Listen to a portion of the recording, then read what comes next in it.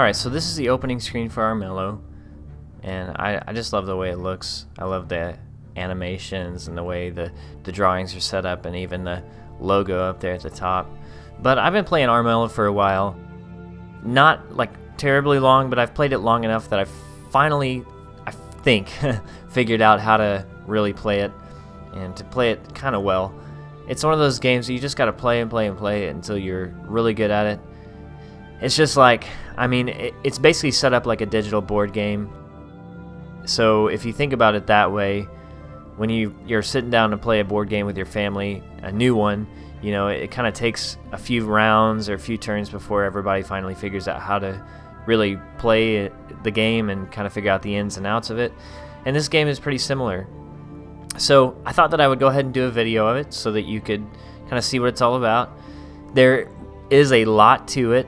I mean, you can play the tutorial and still when you come out of it you're like, what in the world is going on? So it just takes a lot of practice, but I've been practicing just a little bit, and I think it's enough that I can finally tell you kind of a little bit about how the game works. So like I said, it's set up like a digital board game.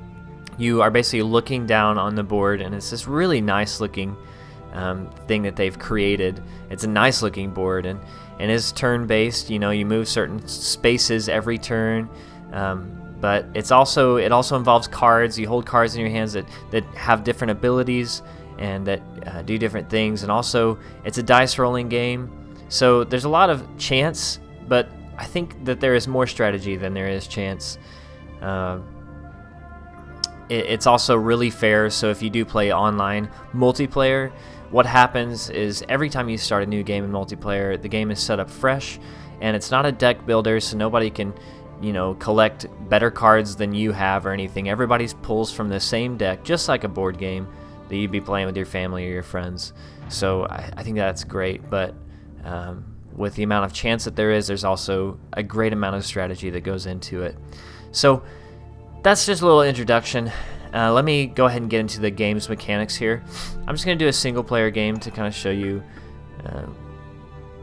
how you can set up a new game. So here are the different characters that you can use. And they all have different abilities, different stats and things like that. Let me talk about those things. So look at these stats here. You got fight, and what fight does is basically determines the amount of dice that you can roll when you get into a battle. So if you have 5 fight, you can roll 5 dice. Now there are cards that can manipulate that. They can give you more dice or less dice. So you take that into consideration. Then there's body, which is your health, and different things can affect that. If you lose your health, you die, you go back to where you started. It's not like you lose your health and it's game over. You just go back to the start of the game where you started out. Your wits are the number of cards that you can hold. So right now, you know, Thane here, his wits are at 3, so he could hold a total of 3 cards in his hand at one time. And then your spirit affects the range of your spells, the different spells that you use, and sometimes it's going to affect how many dice you can roll during a peril, which I'll talk about a peril here in a little bit. But as you can see, they all have a wide range of stats, so they all serve different things, and they also have special abilities. Like Thane's here is a sword master. It says sword cards burned in the battle pierce opponent's defenses, so that's a really good ability. Here's another one. Priestess. Sana's got Priestess, which means when fighting a corrupted creature, use spirit in place of fight. Now, you're probably thinking, what in the heck does this mean? Well, let me talk more about it whenever we get into the game. Now, I've learned that every time I play with Thane, I suck. Now, that doesn't mean that Thane sucks. It just means that I suck with Thane. And it also means this, because every time I play with Thane, Zasha always wins. So I ended up switching to Zasha and really, really enjoyed the way that the gameplay is with Zasha. So, and Zasha's ability is Shadow at night. Zasha gains stealth everywhere except the palace, and what that means is basically the other players can't see where you're at. If you have stealth, the other players can't see the space that you're in, and if they end up like walking into your space, you can ambush them, and it'll give you an advantage in battle. So that's really nice. So I'll stop talking about kind of the characters and how the game's set up, and we'll go ahead and get into it. But I'm going to play with Zasha this time, because I really enjoy playing with... well, actually, one more thing. When you start a game, you can pick a ring, and the different rings will give you different abilities. Now, these aren't unlocked yet. You have to do certain things to unlock them. Complete 5 games with the Rat Clan hero for this one, for instance. This one right here, all I had to do to get it was to complete 2 games with the Rat Clan. And it's the Obsidian Ring. It says at night gain Scout on all your claimed settlements. Black Opal is gain Stealth and settlements day and night. So I'm probably going to go ahead and go with the Obsidian because I haven't tried it yet. I actually just got this ring, just unlocked it. So go ahead and go with it. And then you also get a bonus whenever you start a game. And I typically, with Zasha, I'll go with the fight. That way I can get just an extra dice in battle because the wits, his wit stats are pretty high already, so that's okay. Yeah, go ahead and go with fight. I get +1 fight, which means I just get an extra dice to roll, or extra die to roll during a battle. So we'll go ahead and get started here. It's a very, very pretty game. It's nicely set up. Love the animations and the way the game goes. So, a lot of reviewers and things have said it's basically Game of Thrones in a board game with fluffy animals. And it kind of is, because you got the king here. He's a lion. And he's being corrupted by this thing called rot. And every turn he gets 1 more rot. And the rot is killing him. Okay, and when the rot finally kills him, if the rot kills the king before the game is over some other way, then whoever has the highest number of prestige, if you look down in the bottom right hand corner, you'll see prestige there. Whoever has the highest prestige will win the game. So that's one way that you can win it. There are a couple of other ways that you can win it. There are these things called Spirit Stones. Honestly, the games that I've played, I've only ever won with prestige or lost to somebody who had higher prestige than me. So I haven't experienced this yet, but Spirit Stones, if you get 4 of them, you can influence the king. I'm pretty sure that will win you the game as well. So you can do it that way. You can also fight the king and take his throne that way. So it's basically these different clans or these different factions fighting over for the throne. Fighting each other for the throne. So what you see here, these cards, these are quest cards, and when I pick one, the little underlined thing here is just a bonus that I would get if I completed that part of the quest.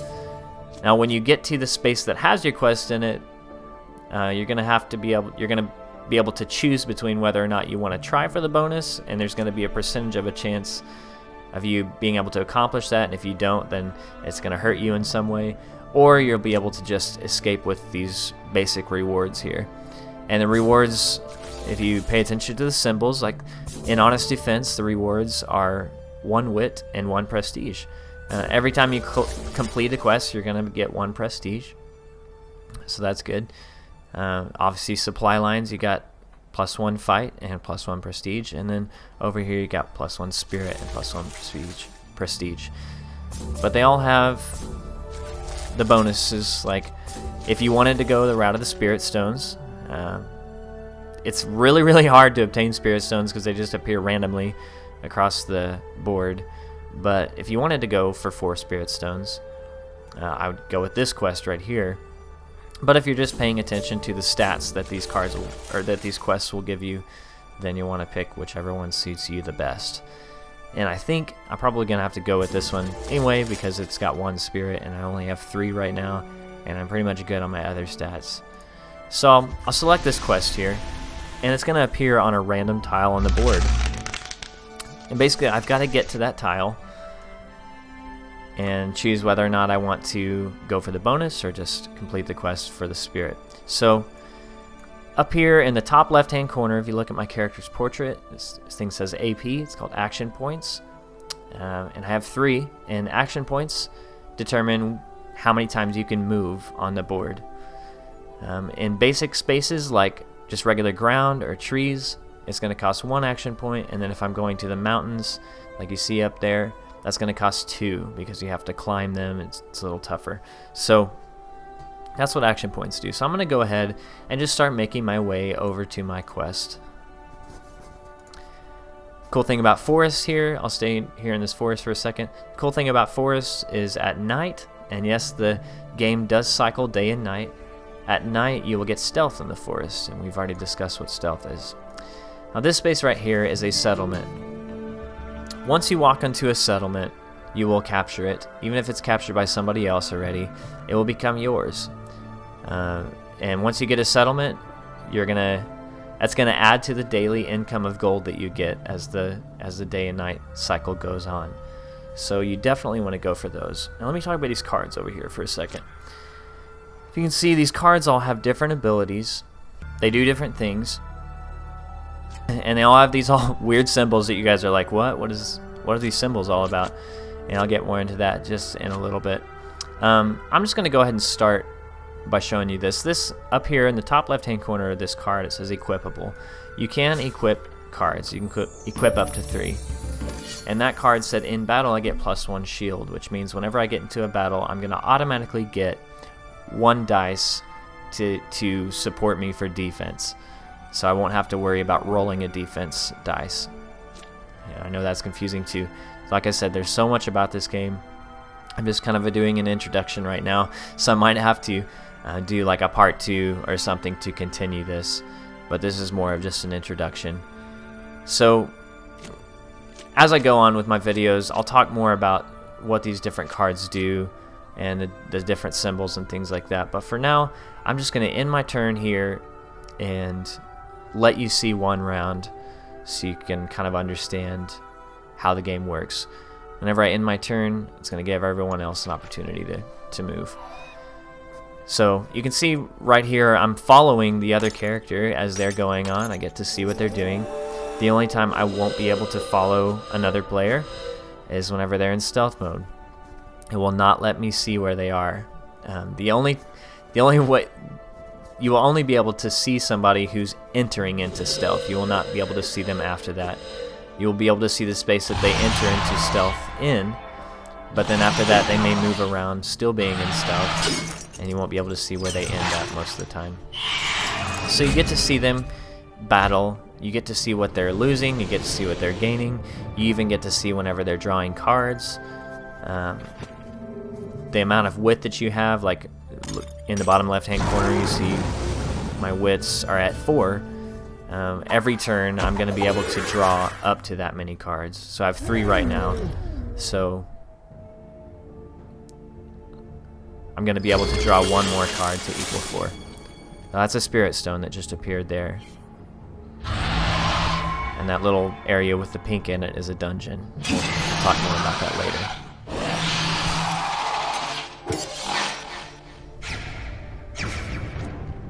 Okay, so I get to draw 1 card since I only have 3 and my wits are at 4. I'm going to go ahead and draw an item.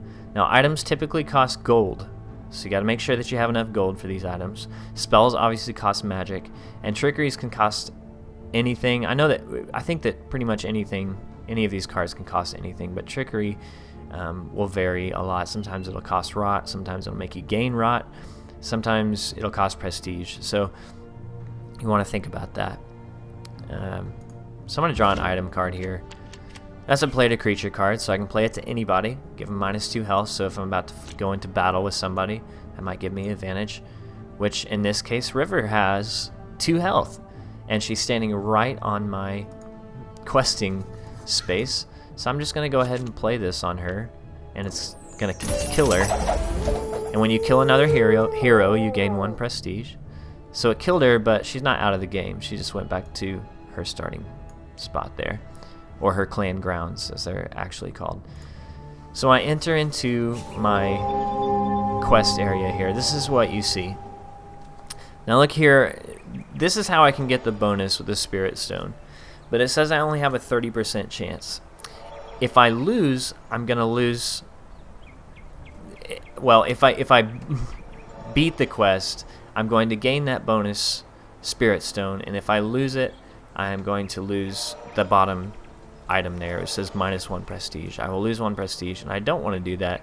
I want to keep as much prestige as I can. So I'm going to go ahead and just go with the carefully scout the temple option here and just get my spirit and 1 prestige and walk away fine.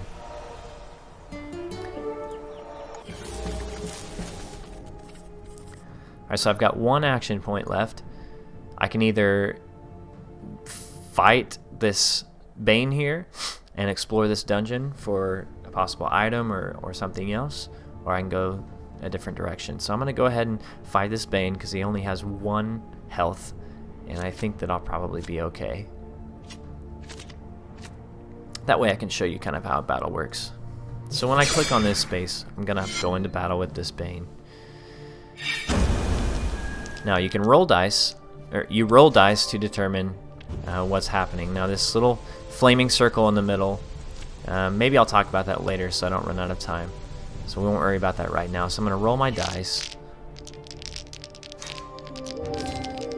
And don't worry, I'll talk about these symbols at some point.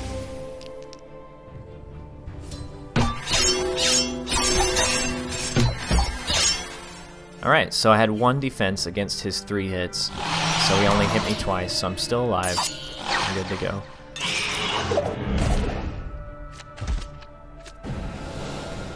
So now I've beaten him. I did gain a prestige for beating him. And I get to explore this dungeon. And I ended up with 4 gold. So that was a really successful run. Go ahead and end my turn here. Now, what sucks about being so close to River here is she's probably going to try to fight me. Yeah, and she did kill me. So whenever you die, you go back to the start and you also lose 1 prestige. So you want to keep that in mind. Go ahead and pick another quest here so I can have something to go for.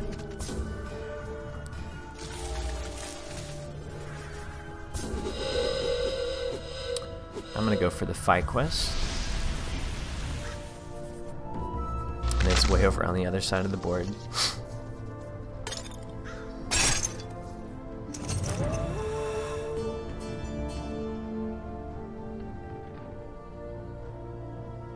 Alright, so look in the top left hand corner. Amber has a stealth banner across her, which means it won't let me see her until she comes out of stealth.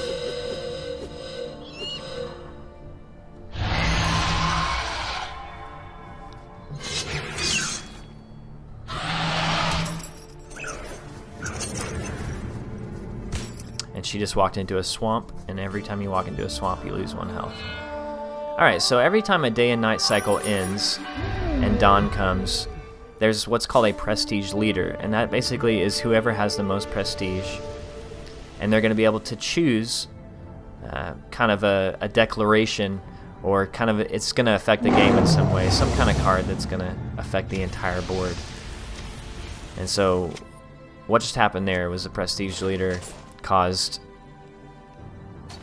I think that it caused our hands to be switched just randomly with other players, so I lost the cards that I had and I gained somebody else's. That's okay though, it's just the beginning of the game. So prestige is really, really important, and you gain it by doing quests and by killing heroes and by killing Banes, so you really want to go for that.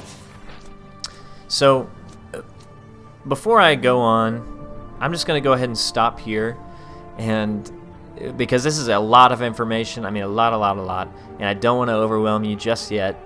So we'll come back to this another time with another video, get more into it. I'll talk more about what the symbols mean, and we'll go from there. So I hope that you're enjoying this so far. I know that I've been talking a lot because there's so much information, but it's a beautiful game. Right now it's $19.99 on Steam, and I think it's pretty successful so far. It's getting pretty positive reviews, so you might try it out. If you're not ready to spend 20 bucks on it, then just keep up with my videos so that you can decide whether or not you want to. But I promise it's going to make more sense as we get further into it. Just bear with me, bear with this game. Like I said, it's just like learning a board game you're about to play with your family and friends. So anyway, hope you enjoyed this video and you're enjoying this game. Stay happy, like this video, subscribe, direct your friends here, and I'll see you next time.